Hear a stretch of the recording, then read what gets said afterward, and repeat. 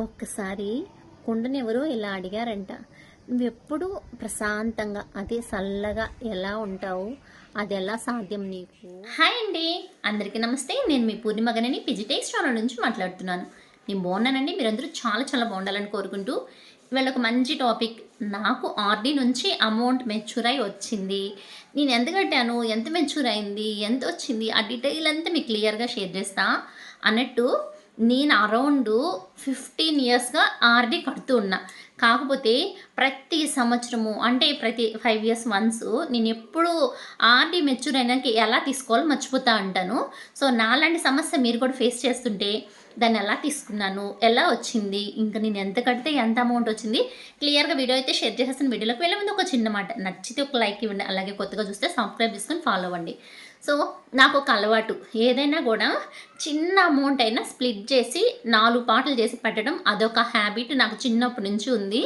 అది ఎలా అంటే ఎవరైనా నేర్పించారో లేదా నాకు స్వతహాగా వచ్చిందో లేదా మా అమ్మ దగ్గర నుంచి వచ్చిందో నాకైతే తెలియదు. కానీ నాకు ఎలా అలవాటు అంటే, మా అమ్మ 10 రూపాయలు ఇచ్చి ఏదైనా కొనుక్కో, లేదంటే ఏదన్నా అంటే ఫ్యాన్సీ ఐటమ్స్ కానీ, స్టేషనరీ ఐటమ్స్ కానీ, పెన్సిల్ ఏమన్నా కొనుక్కోమని డబ్బులు ఇచ్చినా, ఆ డబ్బుల్లో రిటర్న్ వచ్చిన డబ్బుల్ని ఒకే దగ్గర అయితే నేను పెట్టేదాన్ని. కానీ ఈవెన్ జామెంట్రీ బాక్స్లో కూడా 4 ప్లేసెస్లో వేసి పెట్టేదన్నమాట. అది ఎందుకు అంటే, ఒక ప్లేస్లో వేస్తే మా అన్నో తమ్ముడు ఎవరో ఒకళ్ళు ఎత్తేసుకుంటారని ఒక డౌట్. 2 వాళ్ళు బెదిరించైనా పెరుక్కుంటారు, మనం వాళ్ళతో కొట్టలాడలేం కదా. అందుకని అందులో ఒక కాయిన్ పోయినా మిగిలిన 3 కాయిన్స్ అంటే 4 రూపాయలు మిగిలింది అనుకోండి, అందులో 4 ప్లేస్లో పెట్టేదన్నమాట. 1, 2 పోయిన ఇంక 2 అన్న మిగులుతాయి కదా. ఆ యొక్క యాటిట్యూడ్ నాకు చిన్నప్పటి నుంచి అలవాటైపోయి, నేను ఎక్కడ సేవింగ్స్ పెట్టాలన్నా కూడా ఒకే రకమైన సేవింగ్ అయితే చేయను. ఈవెన్ నాకు నెలకి ఓవరాల్గా ఒక 500, 1000 రూపాయలు ఎంత మిగిలినా కూడా నేను ఒకే దాంట్లో పెట్టను.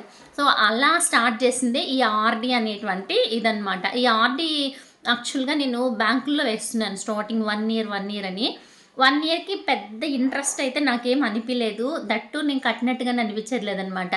అప్పుడు ఎంత 500, 600, 1000 కట్టినా కూడా 10,000 వచ్చేది. అదంత పెద్ద అమౌంట్గా లేదా అంత కట్టినట్టుగా అట్లా అనిపించగా నేను పోస్ట్ ఆఫీస్కి కన్వర్ట్ అయ్యా. అది పోస్ట్ ఆఫీస్లో మా పిల్లలు పుట్టిన నాకు పాపకి 4th ఇయర్ అనుకుంటా. స్టిల్ మేము తిరుపతి నుంచి కాళహస్తికి ట్రాన్స్ఫర్ అయిపోయినాక ఏ పని చేయకుండా ఖాళీగా ఇంట్లో కూర్చోండి. ఆ టైంలో నేను ఆర్డీ అనేది స్టార్ట్ చేశాను. నా గట్స్కి అయితే మెచ్చుకోండి ఫస్ట్. అది ఎంత కట్టాను, ఓ 1000, లక్షలు అనుకుంటారా? ఏం లేదు, జస్ట్ 300 రూపీస్ నేను ఆర్డీ అనేది స్టార్ట్ చేశాను.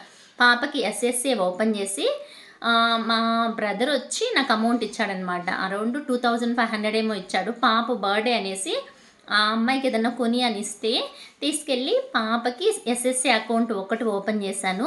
నెక్స్ట్ ఆర్డీ అనేది ఒకటి కట్టా. సో ఎస్ఎస్సి అకౌంట్ 2500 ఇస్తే అందులో 2200 పాప అకౌంట్లో వేసేసి మిగిలిన 300తో నేను ఆర్డీ అనేది స్టార్ట్ చేశాను.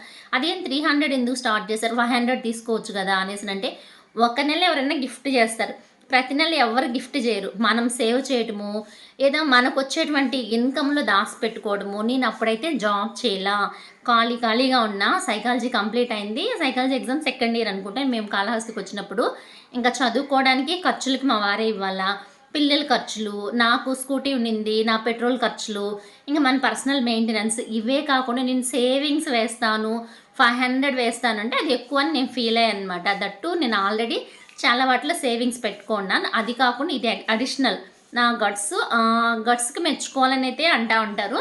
సో అలా 300 రూపాయలతో స్టార్ట్ చేశానమాట. అప్పుడు స్టార్ట్ చేస్తే అది 2012 అనుకుంటా. 2012 నుంచి 17కి మెచ్యూర్ అయింది. అప్పుడు మెచ్యూర్ అయినప్పుడు నాకు అరౌండ్ 18,300 ఇంటూ 5 అంతే 18,000 వచ్చింది. ఆ 18,000 తీసుకెళ్ళి గోల్డ్ కొనుక్కున్నా. నెక్స్ట్ టైము అంటే 19 నుంచి 21లో వచ్చింది అమౌంట్. సో 21లో అంటే నేను క్లోజ్ అవ్వకముందే 17లో క్లోజ్ అయింది. 12 to 17, 17 to 22, ఎస్ కరెక్ట్, 22 కాదు 20లోనే వచ్చింది. 17, 18, 19, 20, 21లో వచ్చింది. 21లో నేను ఎంత వేసానంటే 400 లెక్కన వేసా. అంటే ఆర్డీని నేను కొత్తగా ఓపెన్ చేయలేదు, ఆల్రెడీ నాకు అకౌంట్ ఉంది కదా ఆర్డీ అకౌంటు.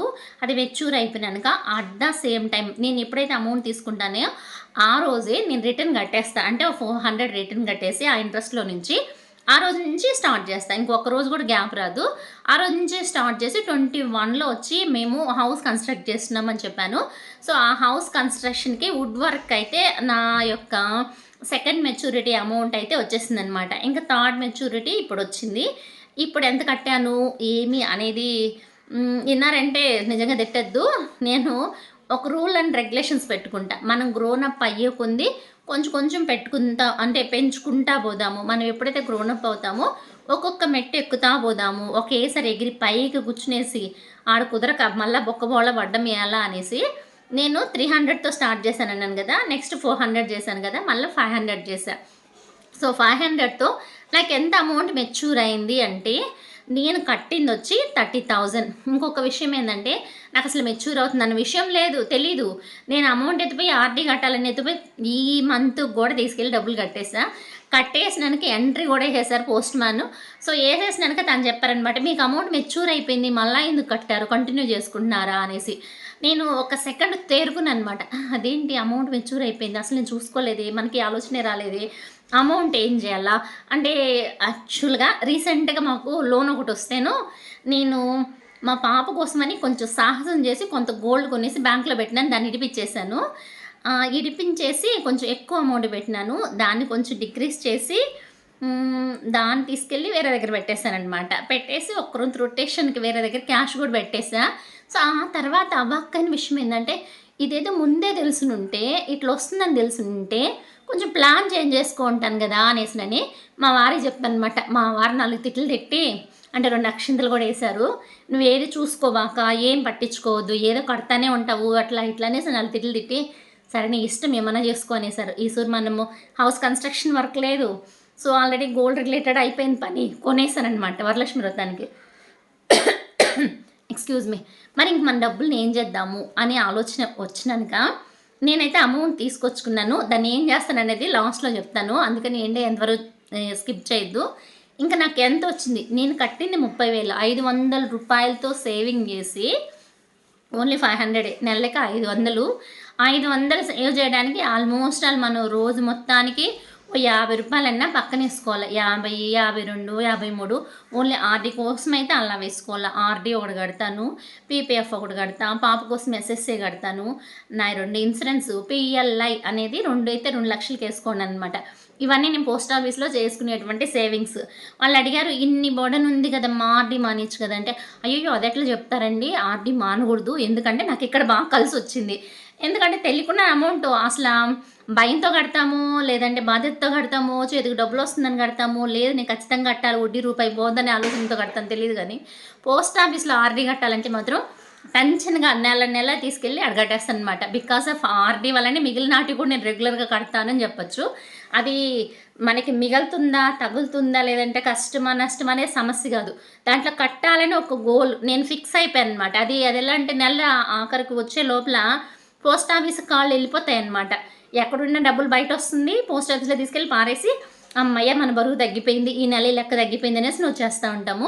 సో, ఆ విధంగా ప్లాన్ చేసుకొని కట్టిన డబ్బుల్లో నాకు ఇంట్రెస్ట్ ఎంతొచ్చింది అంటే, నేను ఈ మంత్ గాని మెచ్యూర్ అయిపోయినా కూడా ఒక 500 కట్టా. అంటే ఓవరాల్‌గా 30,500 నేను కట్టినటువంటి అమౌంటు.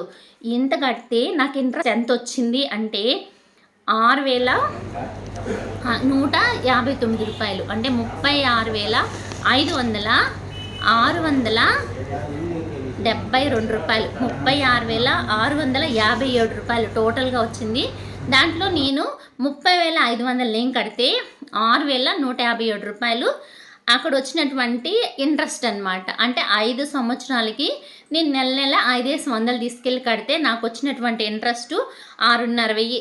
ఈ 6,500 ఇంట్రెస్ట్ కోసము మీరు తీసుకెళ్ళి నెల కడతారా అంటే, నిజం చెప్తున్నాను, మనము ఈ 6,500 ఇంట్రెస్ట్ వచ్చేది పక్కన పెడితే నెల 500 కానీ తీసుకొచ్చి ఇంక దేంట్లో అన్నా పెట్టినా, ఎక్కడ తీసుకెళ్ళి పెట్టినా, ఒకటి మనం వేస్ట్‌గా ఖర్చన్నా పెడతాము, రెండొచ్చి అంత బాగా ఆలకూడదని నేను చెప్తా. సంవత్సరం ఆర్‌డీ కట్టుకున్నా కూడా ఆలకూడదు.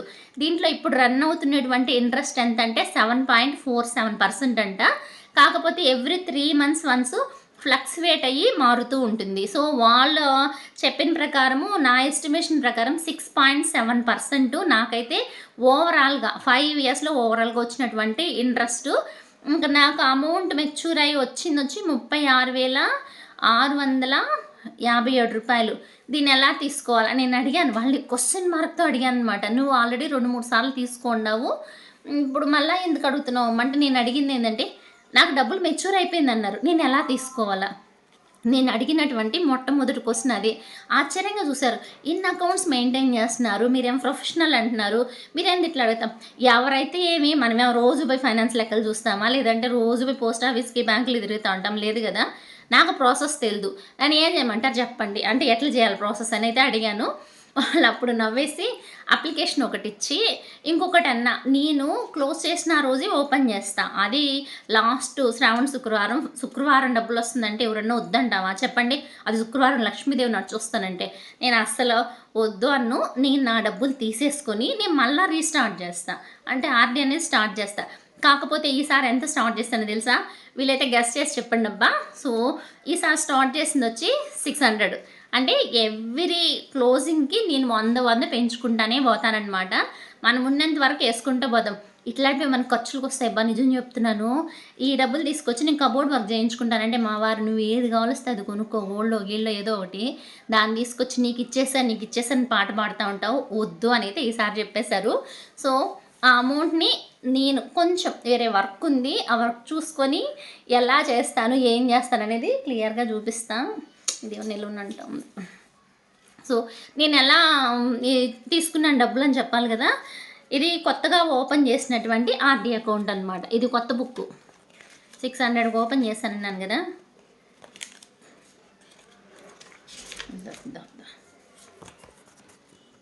అనిపిస్తుంది అనుకుంటున్నాను 600 కొత్తది. ఇది మనది ఓల్డ్ బుక్ ఉంది కదా, ఈ బుక్ని మనం వాళ్ళకి ఇచ్చేయాలి.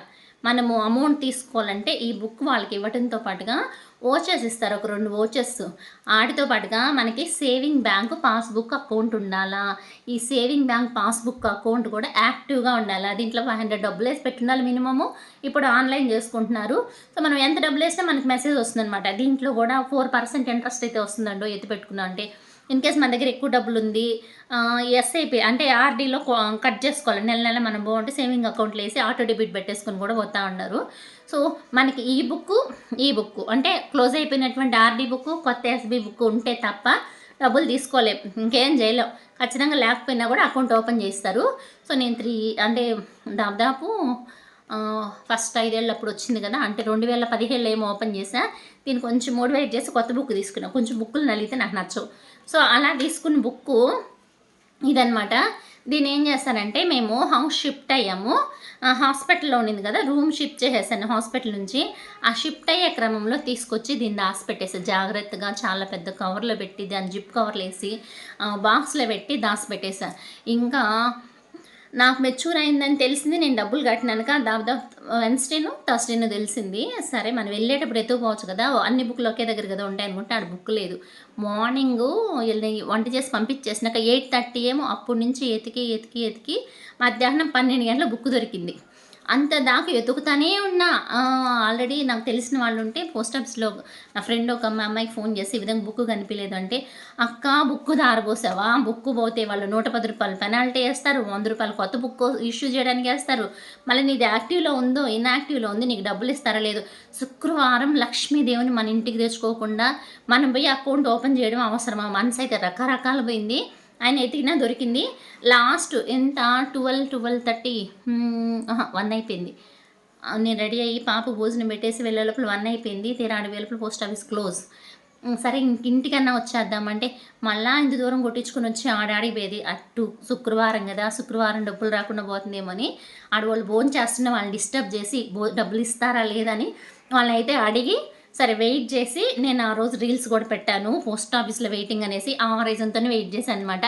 ఫైనల్గా నేనైతే డబ్బులు తెచ్చేసుకొని కొత్త అకౌంట్ ఆర్డీ అకౌంట్ కూడా ఓపెన్ చేసుకొని వచ్చా. సో మనం ఏ మెచ్యూరిటీ అమౌంట్ తీసుకోవాలన్నా పోస్ట్ ఆఫీస్లో మస్ట్ అండ్ షుడ్గా మనకు కావాల్సింది సేవింగ్ బ్యాంక్ అకౌంట్ అనమాట. లేకపోతే వెంటనే ఓపెన్ చేసేసుకోండి, మేము ఆర్డీ కడతాము లేదా ఆర్డీ కట్టుకోండి, చాలా రకాల సేవింగ్స్ చేసుకోండి అని మేము చాలా వీడియోస్లో చెప్పున్నాం. చాలామంది మోటివేట్ అయ్యి ఉన్నారు, చాలామంది ఓపెన్ చేసుకుంటున్నారు, డబ్బులు కూడా కట్టుకుంటున్నారు. మనం ఎప్పుడైతే ఆర్డీ కట్టడం మొదలు పెడతాం అలా అసలు మనకి ఏ ఇన్ఫర్మేషన్ ఇవ్వరు.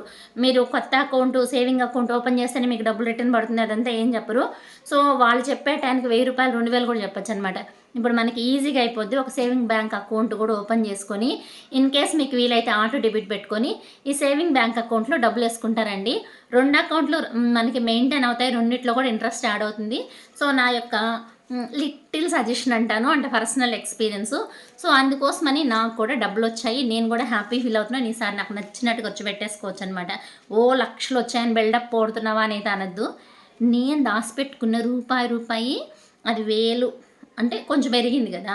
సో ఆ అమౌంట్ నేను సేవ్ చేయగలుగుతానని అయితే నేను అనుకోలేదు. 500 రూపాయలు అంటే ఒక్క రోజులో ఖర్చు పెట్టేసే రకం మనము. అట్టు బయట తిరుక్కొని ఒక షాపింగ్ పోయామంటే ఒక డ్రెస్ కూడా రాదు 500కి. సో నెలకు ఒక 500 ఆడేసి పెడితే 36,000 చేతికి వచ్చింది. ఈ 36,000 ఏదో ఒకటి కొనేద్దాము, నేనేం కొంటాననేది కూడా షేర్ చేస్తాను. ఈరోజైతే నా సంతోషాన్ని మీతో షేర్ చేసుకుందామని అయితే వీడియో పెడుతున్నా. ఇది ఏ విధమైన మోటివేషన్ కాదు, ఎటువంటి అదేమంటారు చూడండి, మీరు సేవింగ్ అయితే ఏం కాదు.